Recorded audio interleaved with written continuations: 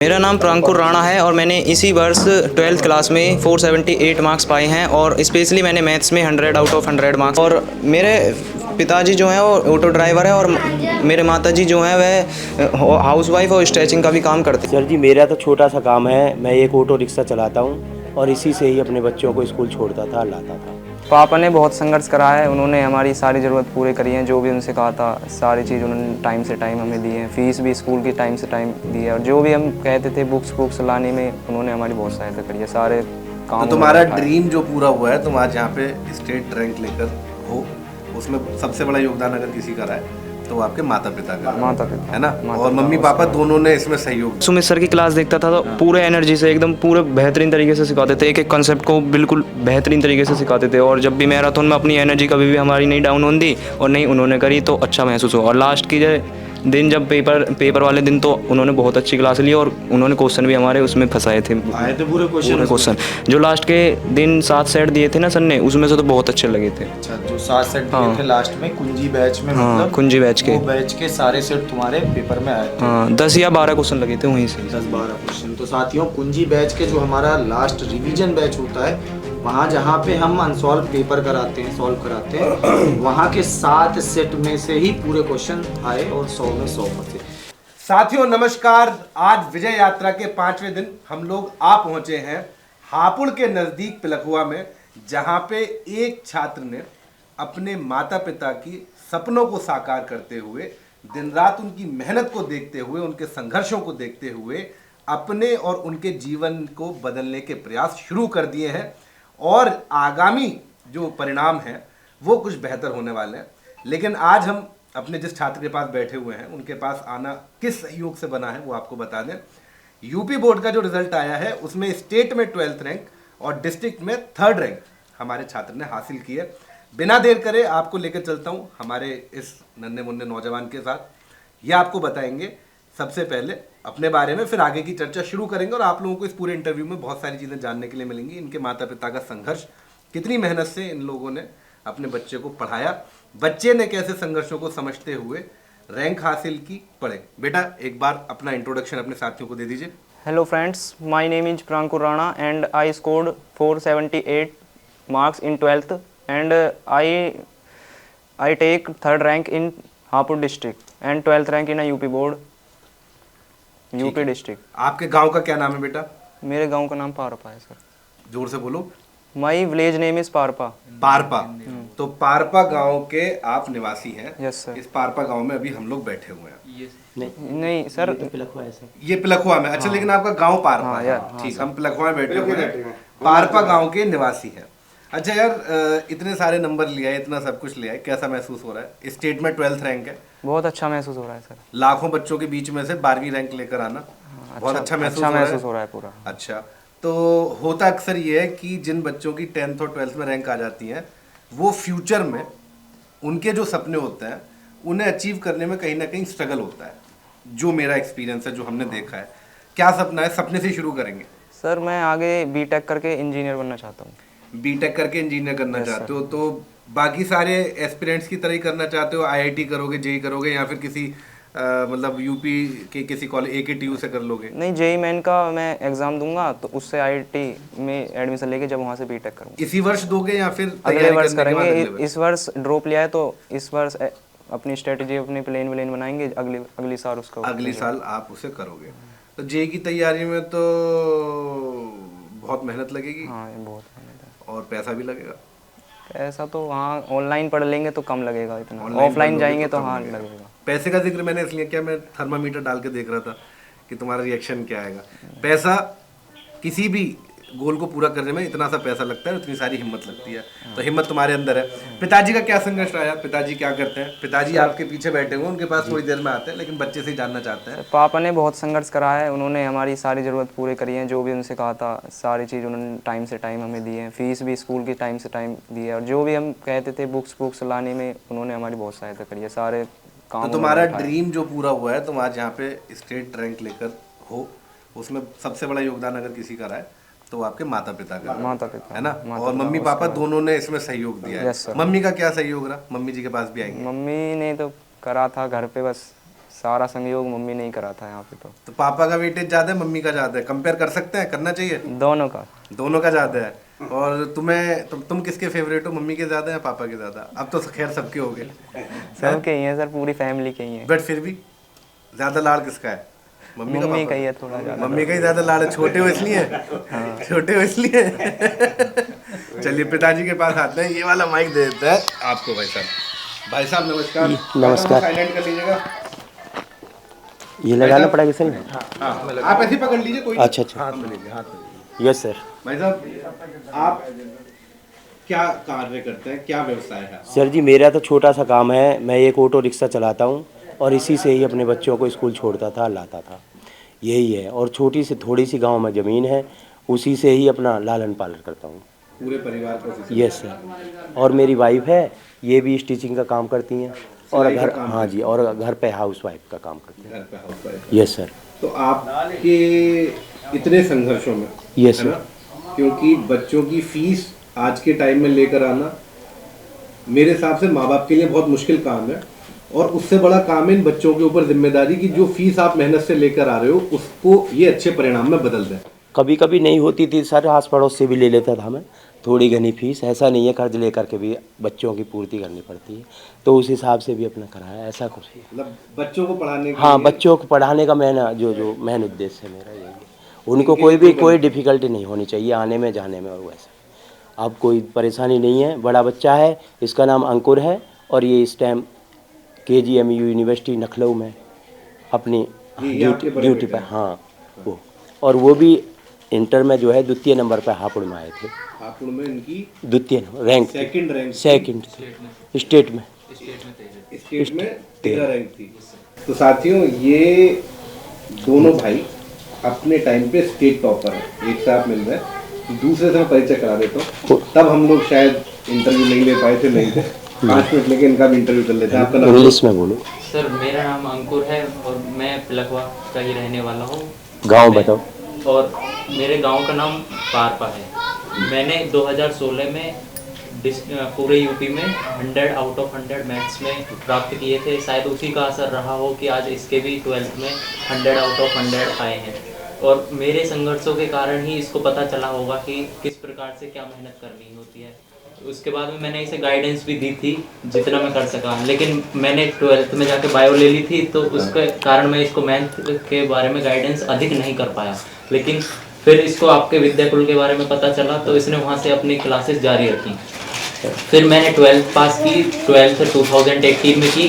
वहाँ पे मैं डिस्ट्रिक्ट में पूरे हापुड़ में सेकंड रैंक था और बायो से फर्स्ट रैंक था। क्या क्या गाइडेंस दिया उसके एग्जाम टाइम पे? क्या क्या गाइडेंस दी एग्जाम टाइम पे सर? ये होता है कि स्टार्टिंग में जैसे ही हम अपनी तैयारी को शुरू करते हैं तो हमें क्या होता है, हम सबके भीड़ चलती है एकदम, तो भीड़ में हम सब 7 लोग होते हैं, मतलब सब साथ होते हैं। जैसे ही कुछ समय बीतता है तो कुछ लोग हमसे आगे बढ़ते हैं, कुछ लोग हमसे पीछे हो जाते हैं। लेकिन हमें क्या करना है, जो आगे बढ़ चुके हैं उनके बारे में नहीं सोचना है, और जो पीछे चले गए हैं उनको देखना है कि वो पीछे हमसे छूट चुके हैं। लेकिन जो आगे पहुंचे हैं, कभी ना कभी उनकी लाइफ में भी ऐसे मुसीबत आने वाली है कि वो हमसे पीछे रहेंगे, उनके पास टाइम कम होगा, लेकिन हमें उस दौरान ही एक मौका ऐसा ढूंढना है कि हम उससे आगे निकल सकें, है ना। और उसके बाद में फिर मैंने BSc नर्सिंग किया था 18 से 22 तक। उसके बाद में फर्स्ट ही कंपटीशन लेवल में मेरा फर्स्ट ही जो एग्ज़ाम था नर्सिंग ऑफिसर का, मैंने वो अभी क्रैक किया है और KGMU में नर्सिंग ऑफिसर के पद पे अभी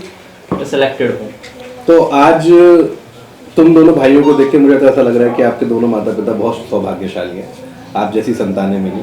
पापा के कुछ सपने हैं जो पूरे करना चाहोगे? कभी बात हुई है कभी इस बारे में? पापा का सपना मेरे लिए तो ये है कि दिल्ली एम्स मिल जाए, दिल्ली एम्स मिल जाए, जिसके लिए मैं लगातार अपनी कोशिश में लगा हुआ हूँ।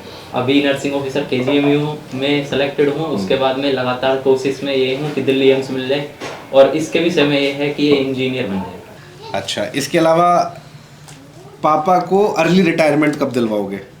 पापा से किस दिन आके दोनों भाई कह दो कि पापा आपने बहुत मेहनत कर ली, अब सारी जिम्मेदारी हमारी? जब इंजीनियर बनने का पूरा सेटल हो जाएगा मेरा, तो मैं इंजीनियर बनने के बाद जब एक अच्छी जॉब मिल जाएगी, 50-60 लाख रुपए का एक पैकेज मिल जाएगा ईयरली, उसके बाद आके कह दे अब आप आराम करो। हाँ हैं? हाँ फिर कहाँ भेजोगे दोनों को? यात्रा कराओगे कहीं? कुछ सोचा है? सर यात्रा तो अभी से स्टार्ट कर देंगे। अभी से स्टार्ट कर दोगे? कहाँ पहली यात्रा कहाँ की कराओगे? पहली राम मंदिर अयोध्या सर, पहली राम मंदिर अयोध्या की, फिर उसके बाद में लगातार फिर चार धाम की यात्रा चालू रहेगी सर। यात्राएं चालू रहेंगी।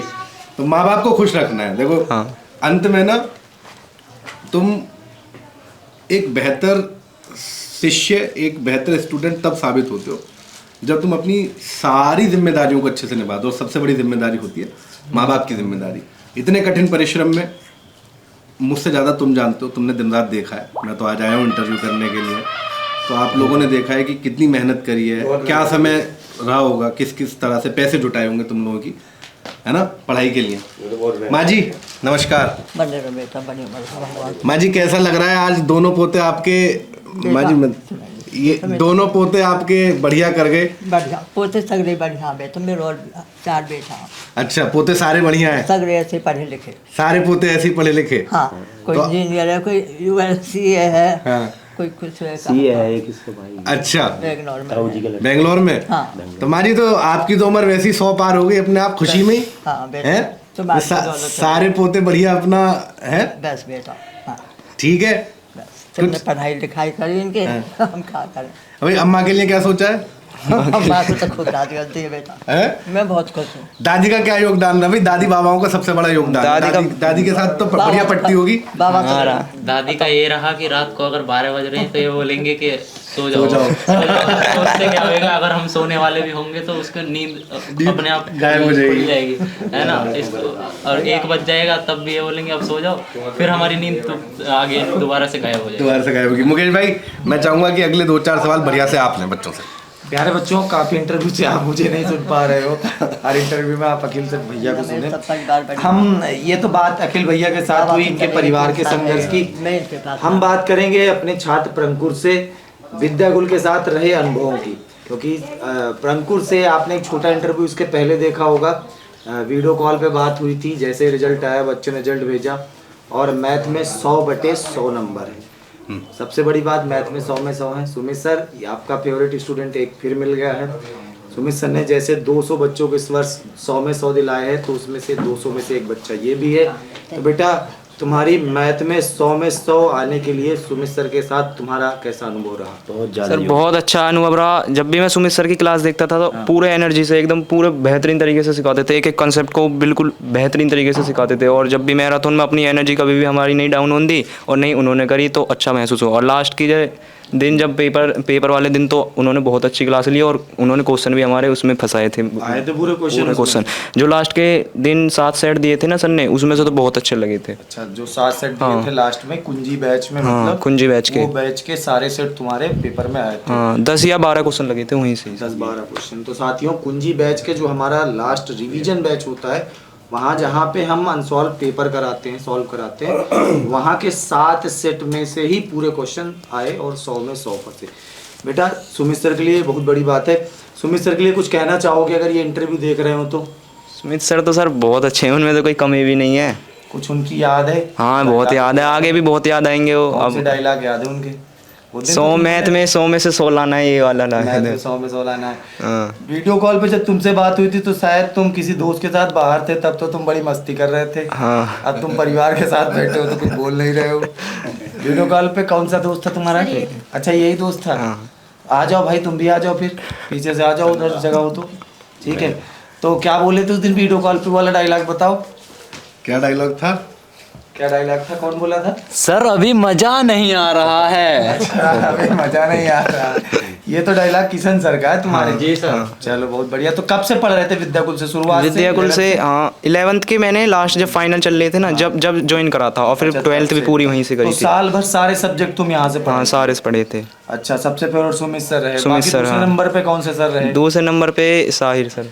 अच्छा, अब बात कर लेते हैं, तुम स्कूल रेगुलर जाते थे? हाँ स्कूल रेगुलर स्कूल जाता के था। अलावा कोचिंग कहीं नहीं की? केवल ऑनलाइन? कोचिंग लास्ट के 2 मंथ में मैंने ज्वाइन करी थी लास्ट चलो के। ठीक है।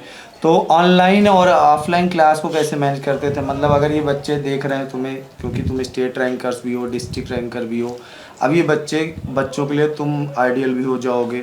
अगर ये बच्चे देख रहे हो तो किस तरह से पढ़ना चाहिए, स्कूल और ऑनलाइन कैसे मैनेज करना चाहिए?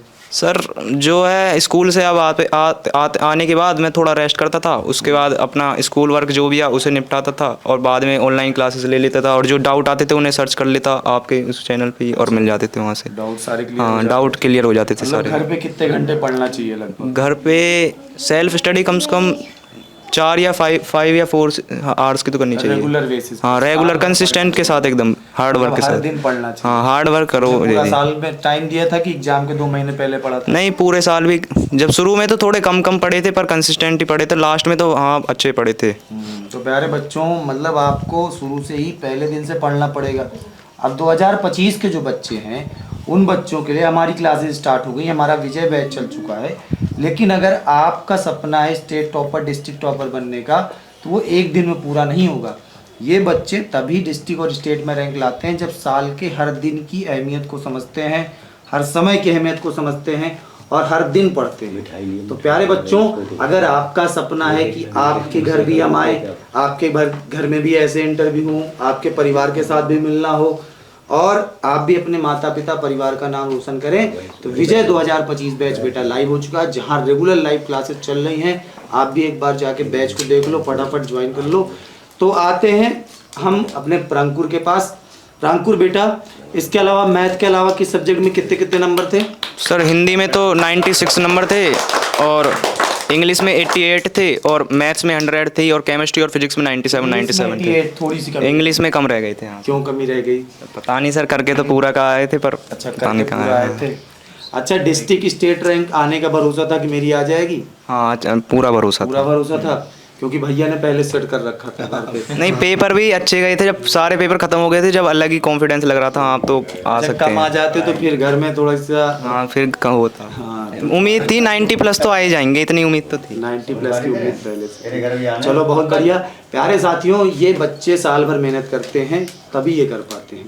दूसरी बात, तुमने हमारे बैच से पढ़ा तो हर हफ्ते क्लास चलती थी, एक दिन हफ्ते में टेस्ट होता था। टेस्ट से कितनी हेल्प मिलती थी? जैसे टेस्ट से बहुत हेल्प मिलती थी। यदि आपने सारा पूरे 6 दिन पढ़ा है वीक में, तो उसे आप रिवीजन भी करना है और टेस्ट भी देना है, तो टेस्ट से बहुत मदद मिलती थी। उससे अपना भी पता चलता था आप कितने। जैसे ये बच्चे हैं, जो बच्चे तुम्हें अब देखेंगे, जिनको अभी आगे बोर्ड एग्जाम लेना है, इन बच्चों को क्या कहोगे, कितना पढ़ने के बाद हमें टेस्ट देने चाहिए? मतलब जैसे कुछ बच्चे होते हैं चैप्टर वाइज पढ़िए तब टेस्ट दिए, कुछ बच्चे होते हैं कि 10 दिन पढ़े तब टेस्ट दिए।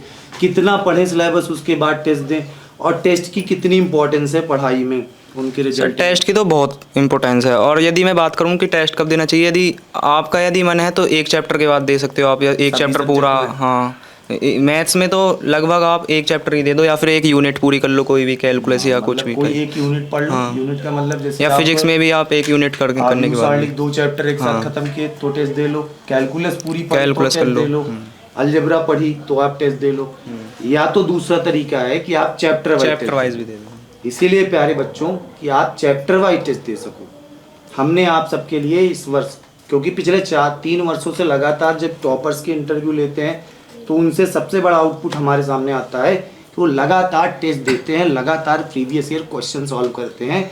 इसीलिए हमने आप सबके लिए फ्री टेस्ट सीरीज कर दी है बेटा। हमारी एप्लीकेशन पे आप जाओगे, हर शनिवार के दिन संकट मोचन टेस्ट सीरीज पूरी तरीके से फ्री है। हर बच्चा जाके वहाँ पे टेस्ट दे सकता है। आप पढ़ रहे हो, पढ़ने के बाद जैसे जैसे आपका सिलेबस चल रहा है, जैसे आज मैं जब ये इंटरव्यू कर रहा हूँ तो लगभग 1-2 चैप्टर आपके हुए होंगे, तो 1-2 चैप्टर के टेस्ट वहाँ पे लग चुके हैं। हर शनिवार का आपका टेस्ट होना है, टेस्ट दीजिए।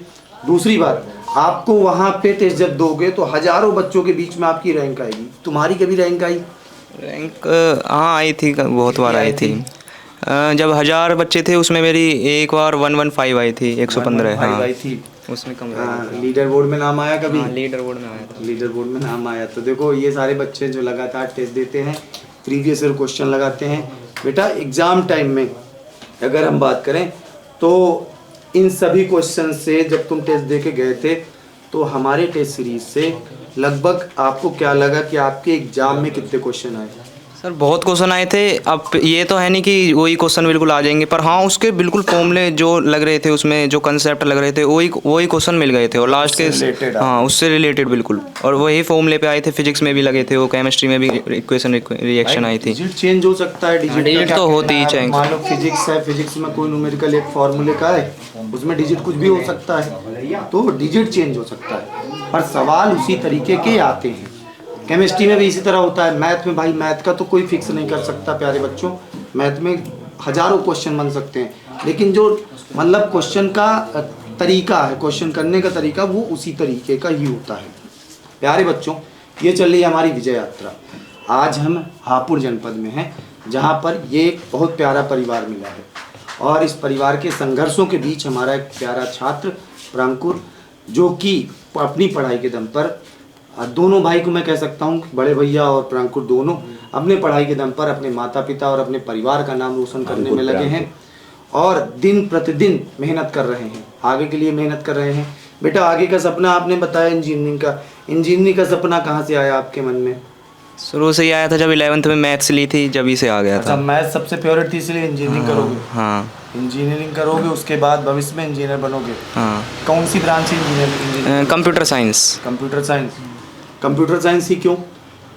सर उसमें अच्छा स्कोप भी है, और आगे भी उसका स्कोप बढ़िया रहेगा, और आता भी है थोड़ा बहुत उसका मेरे पे। चलो बहुत बढ़िया। तो प्यारे बच्चों, आगे के कुछ प्रश्न आपके अखिल भैया उठाएंगे, क्योंकि बहुत ही प्यारा परिवार है। इस प्यारे परिवार के बारे में आप अखिल भैया से चर्चा करेंगे, और बाकी ये हमारी विजय यात्रा इसी प्रकार से कंटिन्यू रहेगी। मैं इस इंटरव्यू का आखिरी सवाल लेता हूँ इनकी माता जी से, है ना, क्योंकि इस पूरे इंटरव्यू में सबको आप लोगों ने सुन लिया। माँ जी से चर्चा करता है। माँ जी नमस्कार, आप इसे ऊपर कर लीजिए माँ जी, बस हाँ बस, अब आपकी आवाज़ आ जाएगी। माँ जी, इन दोनों बच्चों को यहाँ तक पहुँचाने में सबसे बड़ी भूमिका यदि किसी की है तो वो आपकी है। आपके साथ भाई साहब ने तो संघर्ष कराई है अनडाउटेडली, लेकिन घर पे रह के बाकी सारी चीज़ों को संभालना, बच्चों को संभालना, आज दोनों बच्चे कामयाब हो गए, कैसा महसूस कर रहे हैं? और अपने संघर्षों की यात्रा में यदि आप कुछ बताना चाहें। बस अच्छा महसूस कर रहे हैं। अच्छा महसूस कर रहे हैं। माँ जी, जब आप सिलाई करते हैं, आपने बताया सिलाई, बच्चों को पढ़ाना और परिवार की जिम्मेदारियों को निभाना बहुत दफ़ा कठिन नहीं हो जाता? सब चीज़ें एक साथ संभालना होता है। मतलब मैं अपने घर में अपनी माँ को देखता हूँ, तो मैं समझ पाता हूँ कि कितनी तपस्या है एक माँ होना, कितना धीरज भरा काम है पूरे परिवार को चलाना। इन सब बीचों में आपके पति का समर्थन और बच्चों का समर्थन आपको कैसा रहा? अच्छा रहा। अच्छा समर्थन रहा। आप खुश हो? खुश। देखो, आखिर में आप ही की खुशी मैटर करती है। सारे बच्चे जो भी कर रहे हैं, ये सब आपकी खुशी के लिए कर रहे हैं। खुश हैं, बहुत खुश हैं। बहुत खुश हैं कि आगे ऐसे ही कामयाब होते रहेंगे, ये भरोसा आपको है। हाँ जी। चलिए, तो साथियों, हम थे हापुड़ में अपने परिवार के साथ। ये चर्चा मैं समझता हूँ कि आप लोगों को बहुत तरह से मदद करेगी समझने के लिए, क्योंकि ये कहानियाँ आपके और हमारे परिवारों की कहानियाँ हैं। मैं समझता हूँ कि आपके घर में, आपके बराबर वाले घर में ज़रूर एक ऐसा परिवार होगा जो दिन रात संघर्ष कर रहा होगा, जहाँ पे बच्चे उस संघर्ष को समझ रहे होंगे और अपने भविष्य को बनाने के लिए कुछ ना कुछ मेहनत या जी तोड़ मेहनत कर रहे होंगे। आपसे मुलाकात होगी अगले पड़ाव में मेरठ में। तब तक के लिए इस इंटरव्यू को शेयर करना मत भूलना, विद्याकुल ऐप को इंस्टॉल करना मत भूलना, विजय 2025 बैच से जुड़ना मत भूलना, और हमको दीजिए आज्ञा। नमस्कार।